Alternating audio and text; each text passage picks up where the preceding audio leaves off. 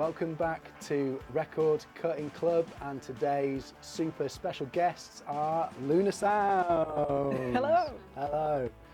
So today we're going to have a bit of a chat with these guys, and we're going to cut a special one-off record, a special green one, I reckon, eh? Yep. Brat Summer. Yeah. So I'm going to start doing a little bit of setting up, and while I do that, why don't you just tell us a bit about you guys and the band? Yeah. So I'm Karis. I'm Cheska. And we've been Lunar Sounds since about 2018, I think. We're getting ready to put out our first album, which will be soon, impending. So in the run-up to that, we're trying to release some singles, build a bit of hype. So this is our latest single that we're looking at today. Very cool. Yeah. Yeah. Better Than This, which we wrote a while ago, right? Probably in 2018. Yeah. Do you want to tell us what it's about? What it's about. Yeah, please do. Well, it's don't want it to sound like patronising, but No. It's about when you have mates who are like letting a lot of little things bring them down, and sometimes not realising that they're really great. Like just having like crap friends, crap partners, crap jobs, complaining about it, not doing anything to change it. But it's like they're better than this. Empowerment vibes. Yeah, I Big don't know. time. Sometimes you see people doing like they do. People who do down on themselves like that, like they don't deserve what they deserve, and it's kind of about that, but in a hopefully non-patronising way. Yeah. Cool. So, we're cutting this to vinyl. We're at Record Cutting Club. There's a bit of a theme here. Tell us about your experience with vinyl as well. Did you grow up listening to it, or did you not really get into it at all? Or yeah, tell us about. Do you want to go first? Yeah. For me, my parents definitely made the switch to like everything on CD, but there was like still the cupboard with all the records in, Oh, like the right, dusty yeah. cupboard that never really got Yeah. touched. And then I think it must have been like mid 2000s. I used to occasionally get Enemy magazine, and it had like a free 7-inch of some White Stripes song. Okay. Yeah. Yeah. Yeah, it was really cool to That's just come amazing. free with a magazine. And I'm not like mad into White Stripes, but I like them. So I kind of said to my dad about getting the record player out, and he set it all up. And then there was something just like a little bit special about it compared to CDs. And I still also really like CDs. I think I just like the physical thing of putting on, or DVDs even, putting something on and like having the output from what you've just done. Yeah. So then me and a mate ended up just sort of occasionally going to shops in Carlisle that would still have kind of the crates of old second-hand records, and pick up the odd one for like £2 or £3. That now are probably about 30 the rates people Yeah. charge Oh yeah. for second-hand Definitely. records. Yeah. But not a huge collection or anything. And then I'll just occasionally like pinch some from my dad. But then he actually got back into vinyl as well, so then Oh, he right. started getting his collection back off Yeah. me and expanding and getting the good speakers and everything. Nice. So yeah, so I still kind of collect CDs, but also records too. Yeah. Just depending on how it looks, or you know, if it's got good artwork, a record. If I'm not that bothered, probably a CD. Yeah. But yeah, I really like physical media still. Yeah. So. I feel like my story is quite different. Go. So Yeah. Let's my hear it. parents were not musical whatsoever. There was never music playing in the house, Yeah. apart from my mum played piano and I played guitar. But it was only until it was always CDs, Yeah. until I was about 18, and my uncle was a vinyl DJ for like most of his life. Oh, he was a cool. lawyer, but also a vinyl DJ by Right. night. Right. So he had like a whole basement of vinyl records, and he got his like decks out, and he was letting me have a go, and I was like, this is so cool. Yeah. 'Cause you can do so much with it, like scratch DJing as well, and Yeah. there's so much like scope to do creative stuff. And then I got really into DJing in like 2018, and then obviously primarily on CDJs and like digital. Yeah. But then doing vinyl is quite expensive because each record is like 30 quid. Yeah. Yeah. And it's quite hard to be a selector in that sense when Yeah. you can just like download it all and just press play. But it is something like there's something different about having the physical thing and like listening through a full album, because I feel like on Spotify or wherever you wouldn't really listen. I don't really listen to full albums. It's only on the actual vinyl Yeah. where it's like going and you just like and it's like sort of a journey. It just takes you on a journey through all of the different elements. Yeah. Yeah. So yeah. And Definitely, when you have DJ'd with vinyl, sometimes it's more interesting because you've got that limited selection. Yeah. So you mix up like strange stuff that you otherwise probably wouldn't have thought The to do. Nutcracker Yeah. is like, Madonna. yeah. All right, that's a real example, Yeah. is it? Yeah. Works well. Yeah. Oh wow, yeah. But I like going to charity shops still, and the funnest part of going to charity shops is digging through the record bins. Or when I go on holiday, looking in the £1 record bins, and I'll be like, oh, I got this from Berlin for £1, I got this from Paris for £1. And Yeah. it's sort of nostalgic when I look through my record collection. It's like, that's when I went to that country, that's when I went there. Yeah. Yeah. That's great, That's yeah. And so, like you mentioned, like a really good point about vinyl, which is that it's so expensive, and to be a vinyl-only DJ is, it's like a long journey to collect enough records to play for a couple of hours, isn't it? So It's not just that as well, it's also carrying it round. yeah, It's so heavy, and you've got the big boxes or the big like thing on wheels, whereas if you've got a USB, you're just like, oh, my little USB on my keys. yeah, very true, yeah. So what do you think about the role that vinyl and also physical merch are playing in the music industry at the minute? Because it's kind of having a bit of a resurgence. Like some people would say it never went away, but obviously streaming has like boomed in the past sort of 5 or 10 years. So yeah, what are your thoughts on the role of physical things in the industry and for independent artists as well? I think for independent artists, it's a really big thing because a lot of those sources of revenue that you realistically need to be able to operate as a band have gone. Like even when we first started, we could sell CDs at gigs, and now very few people are after a CD, and those are something that was relatively cheap to produce and we put a lot of passion into, that now is like a product no one really wants. So whatever it may be, if people want it, that's useful from just that point of view. It's useful to have something that you can give to people that you can maybe make a little money on to help keep making your music, and that they can listen to your music on. And it is kind of crazy that now that's becoming a rarer and rarer thing. Yeah. But I mean, obviously suits streaming sites if no one's buying physical media. But I also think that's kind of I hate the idea of just trusting everything to be like in the cloud forever, and then you don't really own it. You're just borrowing it. But Yeah. if you own something, to me that is a lot more special. Yeah, that's my main point, to be honest. I feel like having something tangible, where in a world where everything is just on the internet and you can just click and find something, I think physically having the copy is a lot more special, Yeah. for want of a better word. Yeah. That is the right word. Yeah, and I think I mean I cut records for bands and artists, and it's something I'm really trying to drill into artists as well, is to get a small run that you'll probably be able to sell out fairly quickly, make sure you make some profit on it, and then use that to sort of support your career. Yeah. But I feel like we're in an age where there's such a people are so used to getting stuff for free. A lot of artists actually have a real problem with charging enough for physical merch, and they only put £1 or £2 on top of what they paid for it. And I'm really trying to drill into artists that you need to be able to support yourselves to grow and do that, and physical media is the only way to do it really these days. This is why you need a small run, so it's like limited edition. It's like, builds hype over it, and it's like this thing that's like super exclusive, rather than, like banging out loads of CDs and then it's just like, oh, well, they've got more, so it doesn't really matter. And when you look at like Adele got like, what was it, 500,000 copies of her album, whatever her most recent one was, on vinyl, and you still see them every single like sale any record shop has, like that's there for like £3 now, because she just flooded the market with them. Yeah. So even like Adele can fall trap. They're just getting way too much stuff in and not making the money back. So yeah, short runs are the way to go. I mean, that was so hard when well, not even that long ago, but when there weren't as many options for vinyl, it was like we did look into it once, and it was 1,000, I think, was the minimum you could get, and at that point your cost per unit's so high. Yeah.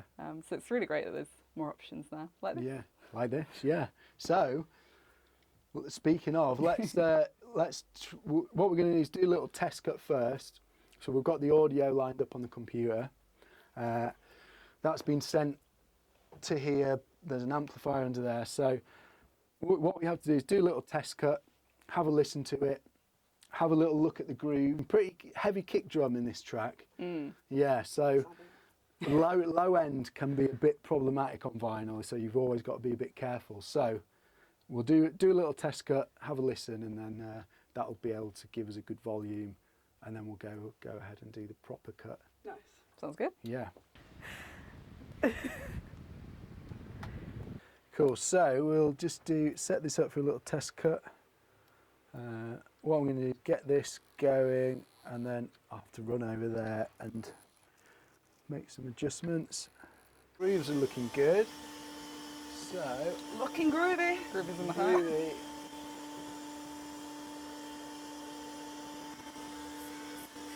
Oh, mental. So there we go.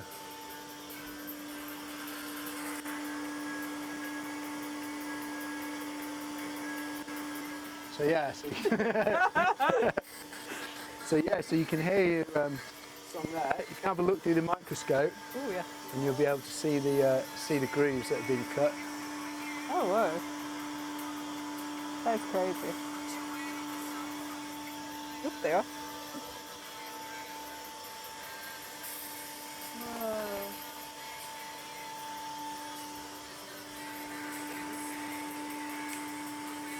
So you can see how like some of them are wobbling. Yeah. They're not. Sorry, yeah. Some of them are wobbling. Yeah, you see Yeah. some of the grooves are kind of like doing that. So that's the low end. So that's like probably a kick drum or something. So that's what we've got to watch out for. Oh, okay. So yeah, we'll just cut the whole track. Should have enough room on it. So this all from like the 50s, most of this equipment? Yeah, the nearly all of it, apart from this bit, is from the 40s. This Oh, one. wow. Yeah. That's mad. So it would have had an old, like that's the original cutting head. Right. So that's an old like 1940s one. We've upgraded this to just a more modern Yeah. one. But yeah, apart from that, everything else is original. Wow. So did lathe cutting just fall out of fashion, or did it just get slower? Yeah, it did. When CDs came in, especially, like people were literally throwing these machines away. Like studios would just chuck them out.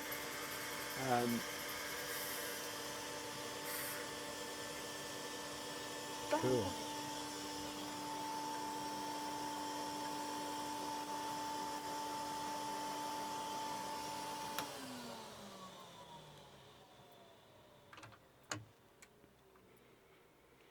So are all records cut by lathes, or is there like different ways of doing it? No, so every record starts out cut on a lathe, and then depending on whether they're going to go off to a pressing plant or not, you might cut on a lacquer, which is that's like an aluminium metal disc. Oh, yeah. Sick. So if you were getting pressed records, you'd cut on a lacquer, and then you wouldn't be able to actually play this, or it will play, but you damage it by playing it. Right. But that gets sent to the pressing plant, and they turn that into a big stamp, basically, Oh, okay. and that presses the grooves into a record. So if you're getting loads done, you'd cut on a lacquer and send that off. But if you're just getting a small amount done, you'd cut them like we've just done. Right. But if you wanted 10 or 20, you'd have to cut each one in real time. So these take a bit longer to produce, but you can do smaller numbers. Yeah. So it's kind of just depends what you want, really. So we'll have I'll tell you what, actually, we'll just have a look at the grooves now that it stopped spinning.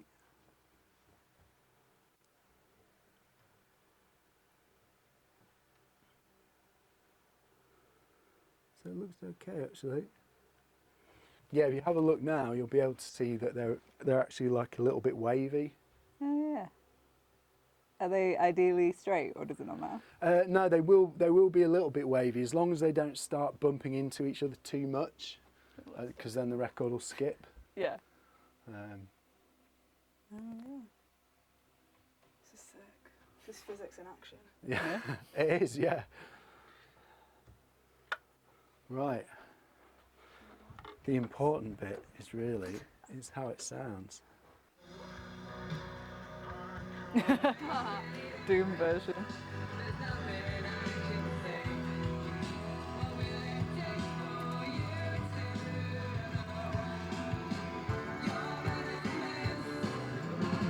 Sounds Yeah. cool. It sounds Kick drum good. sounds good. Yeah, it does.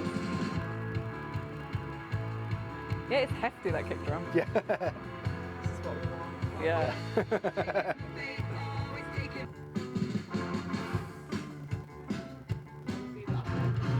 I know, yeah.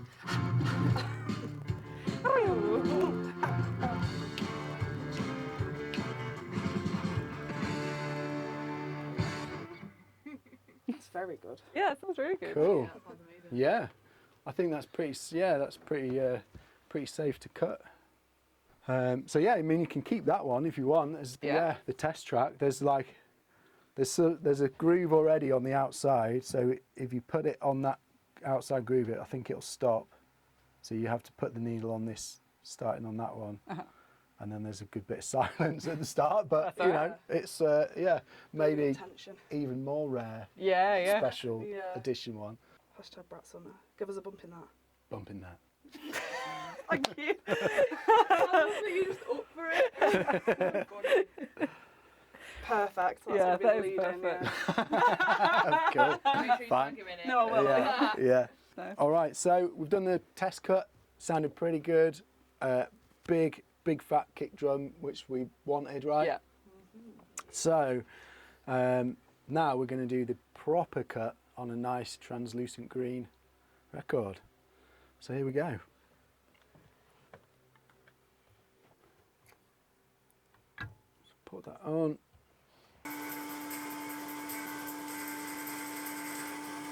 Cool, looking good. Is We're the away. Is the vacuum for the like little bits of record that are getting cut out? Yeah, exactly. Yeah, when it stops, I'll show you the stuff that's collected. Oh, cool. It's like a hair. Yeah. That is pretty cool. She's so shiny. It's beautiful. And I'll tell you what we'll do is just clean the sides off because they're not quite So smooth. satisfying. That could be a whole ASMR account in itself. It is quite satisfying when you do one or two, but then when you're into like 20 or 30, it gets Yeah. just You need Comes- somebody else to literally just do that. it becomes a bit of a chore. But there we go. So make sure I clean off my fingerprints.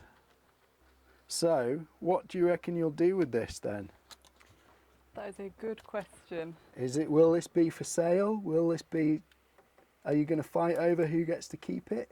I think we have to give it away to Yeah. avoid fighting over who gets Yeah. to keep it. Oh yeah, well that's really cool. Yeah, a competition or a giveaway or a something. very expensive special edition. Yeah. We'll have to decide. That's so cool. That is Who sick. has the best handwriting to write our name on it? That's the question. I have good handwriting. There we go. That's so cool. I love the translucency of it too. So there we go. That's the finished record, one-off special edition. What do you reckon? It's very cool. We're gonna have a Brat Summer. Brett Summer bumping that. There, it's just awesome.